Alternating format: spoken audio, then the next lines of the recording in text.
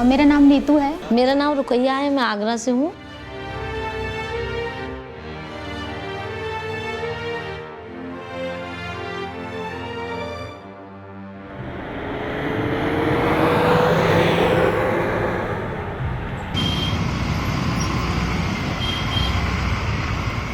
आगरा, शहर अजूबे का, जहां प्यार की इमारत है, जहां मिठास है, जहां खूबसूरती है, आधुनिकता है।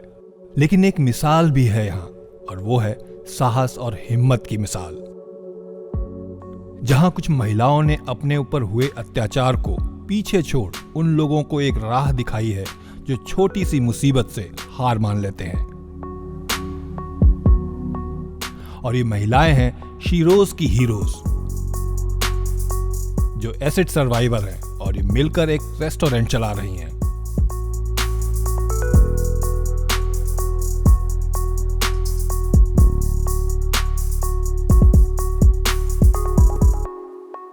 जब अटैक होता है ना, तो जो अटैक करता है वो एक 20 रुपए की बोतल खरीदता है और डाल देता है। लेकिन जिसके ऊपर अटैक हुआ है उस लड़की पर अकेली पर अटैक नहीं होता, उसकी पूरी फैमिली पर अटैक होता है। मेरा अटैक 2002 में हुआ था। रीज़न ये रहा था कि वो मेरी बहन का देवर था, मुझसे शादी करना चाहता था, बट उस टाइम मैं 14 साल की थी। मतलब अटैक वन टाइम होता है, लेकिन जो अपना समाज होता है हर एक मोमेंट पे अटैक करता है। बट वो लोग जानने की कोशिश नहीं करते हैं कि हम लोगों के साथ कैसे हुआ क्या नहीं, बट उन लोगों का बोलने का काम है। तो अगर हम उनकी बातों पे ध्यान देते तो शायद हम आगे कुछ नहीं कर पाएंगे। सोच का तो मतलब हम कुछ नहीं कर सकते। लोगों की छोटी सोच और पैर की मोच कभी आगे नहीं बढ़ने देती है।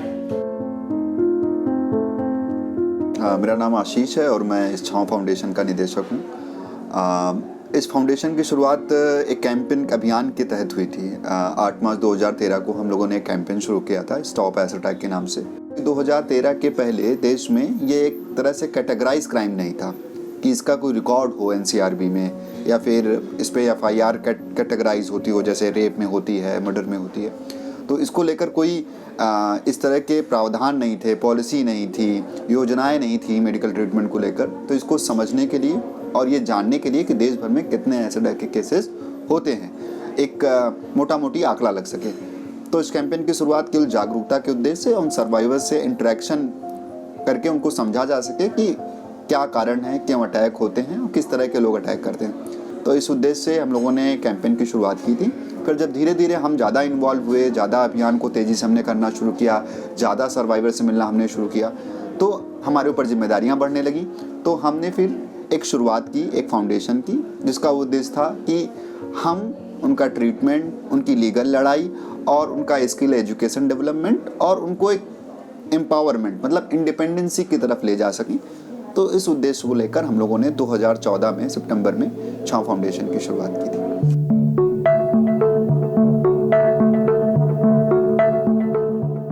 पाँच लोगों के साथ ये कैफ़े शुरुआत की गई थी। तो 1-1.5 साल तो कैफ़े नहीं चला था अच्छे से, मतलब चला ही नहीं था। तो फिर धीरे धीरे मीडिया ने सपोर्ट किया था। मतलब हमारा मीडिया ने बहुत सपोर्ट किया था। फिर कंटिन्यू करती रही थी हमारी टीम, लगातार काम करते रहे। तो फिर धीरे धीरे करके कैफ़े उठने लगा, चलने लगा।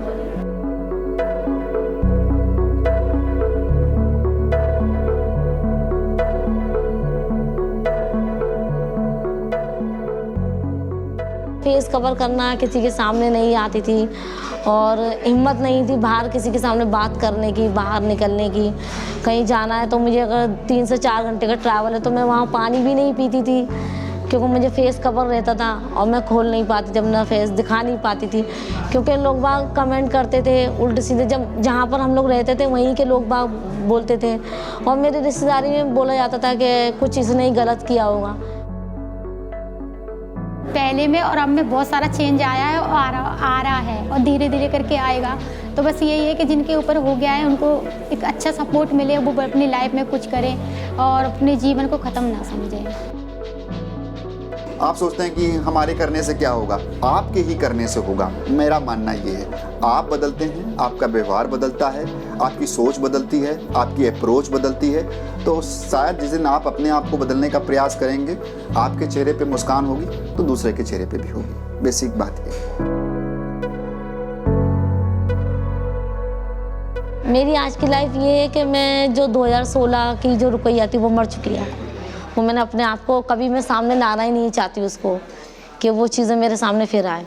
जिस तरह से मैं घर से नहीं निकल पाती थी, जिस तरह से मैं अपनी बात नहीं रख पाती थी, और जिस भाई ने मुझे पाला, मैं उनके आगे इतनी बड़ी हुई, मैं उनके सामने भी नहीं बोल पाती थी।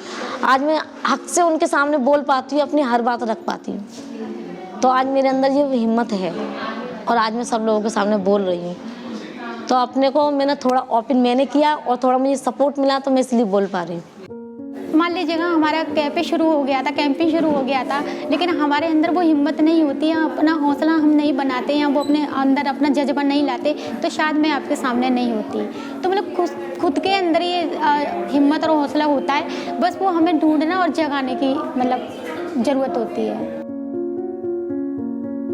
सीरोज की टीम में बात करूं तो जिस तरह से ये लोग मुझे इतना मानते हैं, तो शायद मतलब कहाँ संभव हो पाता है।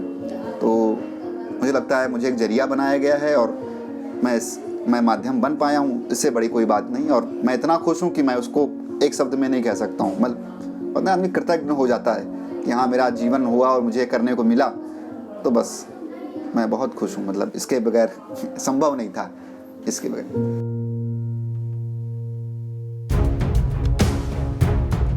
जो मैं अपने आप हर चीज़ से मैं लड़ती हूँ, हर चीज़ से मुझे क्या करना है मैं अपने आप सोचती हूँ। कल तक मैं उन लोगों पर निर्भर थी, अपने घर वालों पर डिपेंड थी, आज मैं अपने पे डिपेंड हूँ। जो अपनी कमजोरी होती है ना, उसको ताकत बनाना है। अगर कमजोरी को कमजोरी बना के चलेंगे तो हम कुछ कर भी नहीं पाएंगे, जी भी नहीं पाएंगे। तो मैं नहीं लगता कि मैं जब 14 साल की थी तो मैं इतनी चुलबुली होंगी या मेरे में इतनी अंदर हिम्मत होगी मेरे अंदर।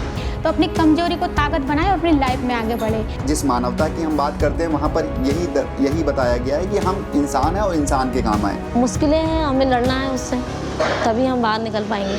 तेज मत चलो, धीरे धीरे चलते रहो, पर मंजिल की तरफ चलो, मैं ये मानती हूँ।